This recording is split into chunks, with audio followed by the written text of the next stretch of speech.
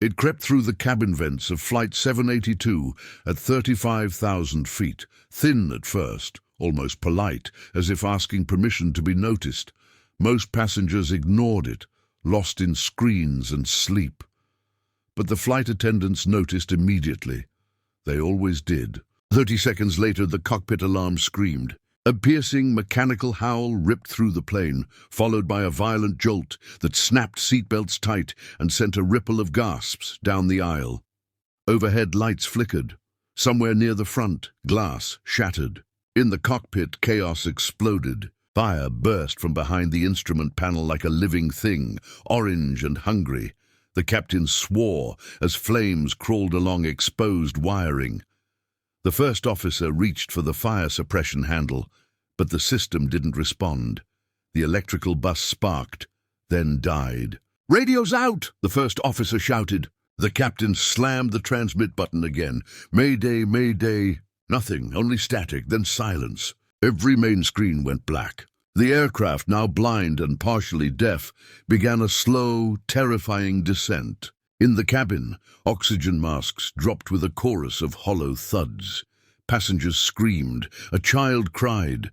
Luggage tumbled from an overhead bin and burst open across the aisle. "Remain seated," a flight attendant shouted, her voice cracking as turbulence rocked the plane. "Put your masks on now." Smoke thickened, seeping under the cockpit door like dark water. The smell of burning plastic filled the air, stinging eyes and throats. Seat 14A remained still. The man there had noticed the smoke long before the alarms. He noticed everything. He counted vibrations, felt the shift in engine tone through the floor, sensed the subtle yaw to the left that told him something was very wrong. He removed his headphones slowly. The man's name on the boarding pass was Daniel Carter. To the rest of the cabin, he looked unremarkable. Mid-40s athletic build hidden beneath a grey hoodie, short-cropped hair with threads of silver. No rings, no watch, no unnecessary movements. But his eyes were alert, calculating. When the plane dipped again, sharper this time, he exhaled through his nose. Cockpit fire, he thought. Electrical failure, partial control loss. A flight attendant stumbled past his row, coughing into her sleeve. Carter reached out and steadied her with a firm grip. "The pilots," he said calmly, "are they conscious?" She stared at him, startled. "Sir, please put your mask on." "Are the pilots conscious?"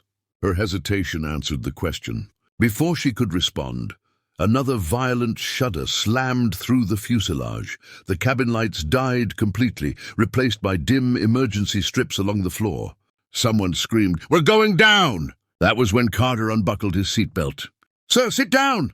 the attendant shouted.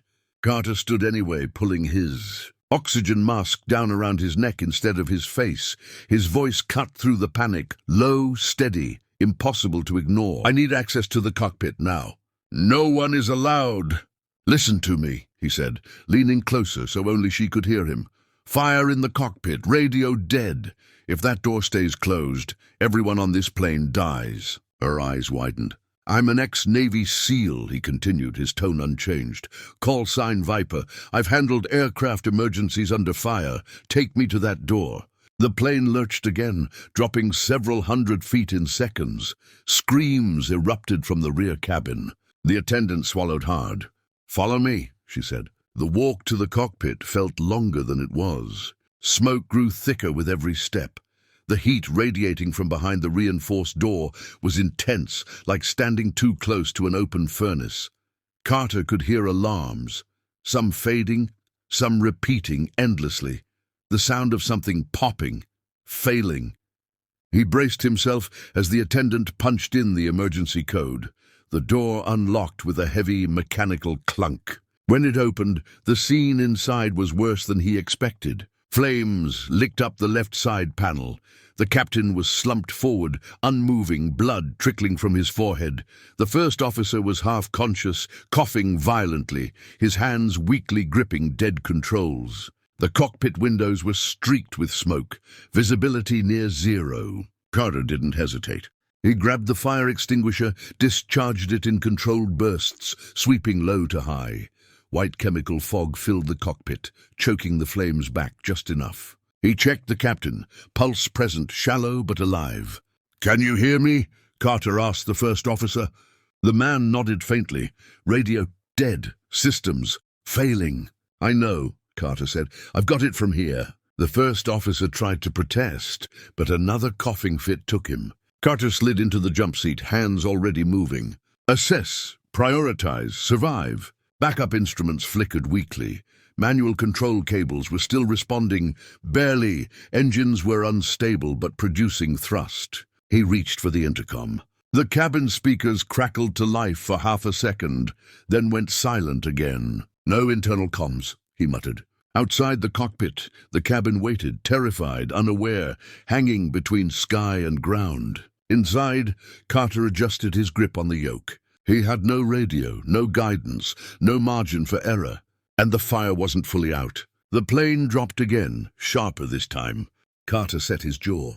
"All right," he said quietly to himself. "Let's get to work." Daniel Carter, Viper, tightened his grip on the yoke as the nose dipped again. The altimeter needle was spinning too fast for comfort. Every instinct in his body screamed the same word it had screamed 1,000 times in combat. Control. The fire behind the instrument panel hissed, beaten back but not dead. Smoke curled upward, clawing at his lungs. He pulled his oxygen mask fully into place and checked the captain one more time. Still breathing, still alive.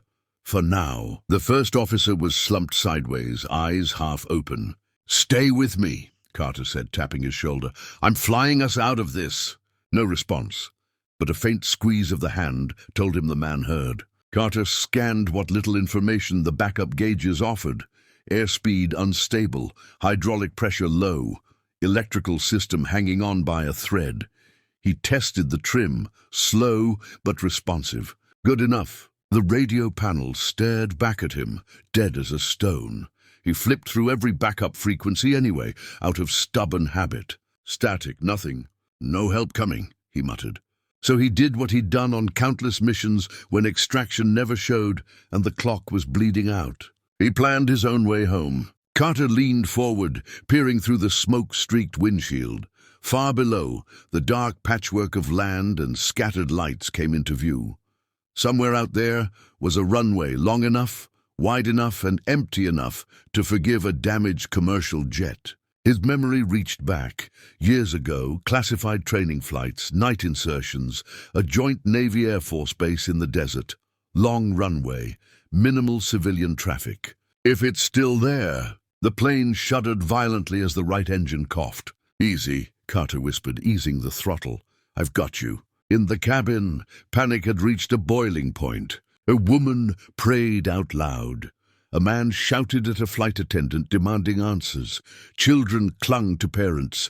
The emergency lights cast everyone in red shadows, making fear look even sharper.